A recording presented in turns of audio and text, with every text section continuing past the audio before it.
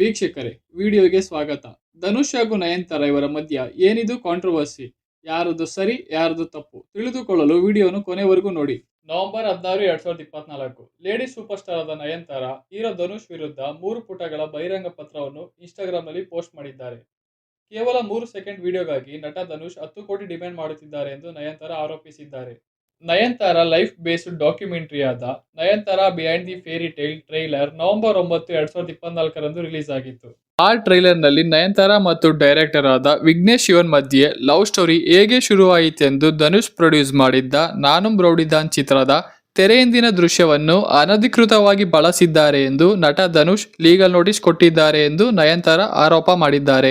ಈ ಚಿತ್ರದ ಚಿತ್ರೀಕರಣ ಸಮಯದಲ್ಲಿ ಪ್ರೇಮ ಶುರುವಾಗಿದ್ದು, ಆದ್ದರಿಂದ ಈ ಸಿನಿಮಾ ನಮ್ಮಿಬ್ಬರಿಗೆ ತುಂಬಾನೇ ವಿಶೇಷವಾಗಿದ್ದು ಎಂದು ನಯನತಾರ ಬರೆದುಕೊಂಡಿದ್ದಾರೆ. ನಯನತಾರ ರಿಲೀಸ್ ಮಾಡಿದ ಪತ್ರದಲ್ಲಿ ಸಿನಿಮಾ ಕುರಿತು ಮಾತ್ರವಲ್ಲದೆ ಧನುಷ್ ಅವರ ವ್ಯಕ್ತಿತ್ವದ ಬಗ್ಗೆನೂ ಮಾತನಾಡಿದ್ದಾರೆ. ನೀವು ನಿಮ್ಮ ಅಭಿಮಾನಿಗಳ ಮುಂದೆ ತುಂಬಾ ಒಳ್ಳೆಯವರಾಗಿ ನಟಿಸುತ್ತೀರಿ, ಆದರೆ ಅದು ನಿಮ್ಮ ನಿಜವಾದ ಗುಣ ಅಲ್ಲ ಮತ್ತು ಒಂದು ಸುಳ್ಳು ಕಥೆಯನ್ನು ಸೃಷ್ಟಿಸಿ ನೆಕ್ಸ್ಟ್ ಆಡಿಯೋ ಲಾಂಚ್ ನಲ್ಲಿ ಪಂಚ್ ಲೈನ್ ಒಂದಿಗೆ ಹೇಳಿ, ಆದರೆ ದೇವರು ನೋಡುತ್ತಾ ಇರುತ್ತಾನೆ ಎಂದು ಮರಿಬೇಡಿ ಎಂದು ಡೈರೆಕ್ಟ್ ಆಗಿ ಧನುಷ್ ವಿರುದ್ಧ ತಿರುಗಿ ಬಿದ್ದಿದ್ದಾರೆ. ಅಷ್ಟೇ ಅಲ್ಲದೆ mister Dhanush K Raja, son of Kasthuri Raja, brother of Selvaraghavan, ನೀವು ಕೇವಲ ನಿಮ್ಮ ತಂದೆ ಮತ್ತು ಅಣ್ಣನ ಸಪೋರ್ಟ್ ಇಂದ ಬೆಳೆದಿದ್ದೀರಿ, ಆದರೆ ನಾನು ಯಾವುದೇ ಸಪೋರ್ಟ್ ಇಲ್ಲದೆ ಸೆಲ್ಫ್ ಮೇಡ್ ವುಮೆನ್ ಆಗಿ ಬೆಳೆದಿದ್ದೀನಿ ಎಂದು ನಯನತಾರ ಹೇಳಿಕೊಂಡಿದ್ದಾರೆ. ಧನುಷ್ ಅವರ ತಂದೆ ಕಸ್ತೂರಿ ರಾಜ ತಮಿಳ್ ಇಂಡಸ್ಟ್ರಿಯಲ್ಲಿ ದೊಡ್ಡ ಡೈರೆಕ್ಟರ್. ಇನ್ನು ಅವರ ಅಣ್ಣ ಸೆಲ್ವರಾಘವನ್ ಕೂಡ ಹಯತಿಲ್ ಒರುವನ್, 7G ರೈನ್ಬೋ ಇಂತಹ ಹಲವು ಸೂಪರ್ ಹಿಟ್ ಸಿನಿಮಾವನ್ನು ನಿರ್ದೇಶನ ಮಾಡಿದ್ದಾರೆ. ಧನುಷ್ ಅವರು ತನ್ನ ಕೆರಿಯರ್ನ ತಂದೆ ಮತ್ತು ಅಣ್ಣನ ಸಹಾಯದಿಂದ ಶುರು ಮಾಡಿದ್ದಾರೆ.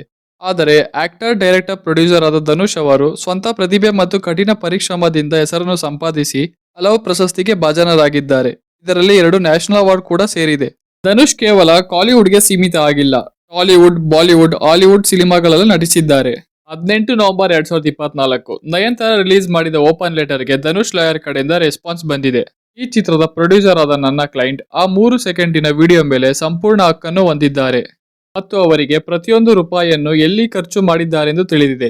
ಈ ಚಿತ್ರದ ತೆರೆಯಿಂದಿನ ದೃಶ್ಯವನ್ನು ಚಿತ್ರೀಕರಿಸಲು ಯಾವುದೇ ವ್ಯಕ್ತಿಯನ್ನು ನೇಮಿಸಿಲ್ಲ ಎಂದು ಹೇಳಿದ್ದೀರಾ, ಆದರೆ ಇದು ಆಧಾರರಹಿತವಾದ ಹೇಳಿಕೆ.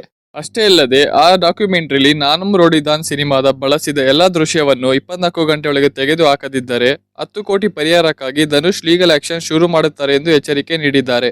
ನಯನತಾರ ನೆಟ್ಫ್ಲಿಕ್ಸ್ಗೆ ಬರೋಬ್ಬರಿ 25 ಕೋಟಿಗೆ ಡಾಕ್ಯುಮೆಂಟರಿಯನ್ನು ಮಾರಿದ್ದಾರೆ ಎಂದು ಹೇಳಲಾಗುತ್ತಿದೆ ಮತ್ತು ನಯನತಾರ ಕೇವಲ 50 ಸೆಕೆಂಡ್ನ ಜಾಹೀರಾತಿಗಾಗಿ 5 ಕೋಟಿಯನ್ನು ಚಾರ್ಜ್ ಮಾಡುತ್ತಾರೆ. ಅಷ್ಟೇ ಅಲ್ಲದೆ ಒಂದು ಸಿನಿಮಾಗೆ 10 ರಿಂದ 12 ಕೋಟಿ ಸಂಭಾವನೆ ಪಡೆಯುವ ಈ ನಟಿ ಸಿನಿಮಾ ಪ್ರಮೋಷನ್ಗೂ ಬರುವುದಿಲ್ಲ ಎಂದು ಕೆಲವು ನಿರ್ಮಾಪಕರು ಆರೋಪ ಮಾಡಿದ್ದಾರೆ. ಇಷ್ಟು ದಿನ ಸುಮ್ಮನಿದ್ದ ನಯನತಾರ ಈಗಲೇ ಧನುಷ್ ವಿರುದ್ಧ ತಿರುಗಿ ಬೀಳಲು ಕಾರಣವೇನು? ಕಾರಣ ಏನೆಂದರೆ Nayanthara behind the fairy tail documentary ಈ ವಾರ ರಿಲೀಸ್ ಆಗುತ್ತಿದೆ. ಈ ಡಾಕ್ಯುಮೆಂಟರಿ ಮದುವೆಯಾದ ಕೂಡ ರಿಲೀಸ್ ಆಗಬೇಕಿತ್ತು, ಅಂದರೆ 2 ವರ್ಷದ ಹಿಂದೆ ರಿಲೀಸ್ ಆಗಬೇಕಿತ್ತು. ಜುಲೈ 2022 ನೆಟ್ಫ್ಲಿಕ್ಸ್ ಅವರು ಡಾಕ್ಯುಮೆಂಟರಿಯನ್ನು ಖರೀದಿ ಮಾಡಿದ್ದಾರೆ. ಸೆಪ್ಟೆಂಬರ್ 2022 ಒಂದು ಸಣ್ಣ ಟೀಸರ್ ಅನ್ನು ರಿಲೀಸ್ ಮಾಡಿರುತ್ತಾರೆ. ಆ ಟೀಸರ್ ನಲ್ಲಿ ಈ 3 ಸೆಕೆಂಡಿನ ವಿಡಿಯೋನು ಬಳಸಿಕೊಂಡಿರುತ್ತಾರೆ. ಆಗ ಧನುಷ್ ಅಡ್ಡಪಡಿಸುತ್ತಾರೆ, NOC ನೀಡುವುದಿಲ್ಲ. ಆದ್ದರಿಂದ ಈ ಸೀರೀಸ್ 2 ವರ್ಷದಿಂದ ಪೋಸ್ಟ್ಪೋನ್ ಆಗಿರುತ್ತದೆ. ಕೆಲವು ಜನರಿಗೆ ಇದರ ಬಗ್ಗೆ ಮರೆತೇ ಹೋಗಿರುತ್ತದೆ.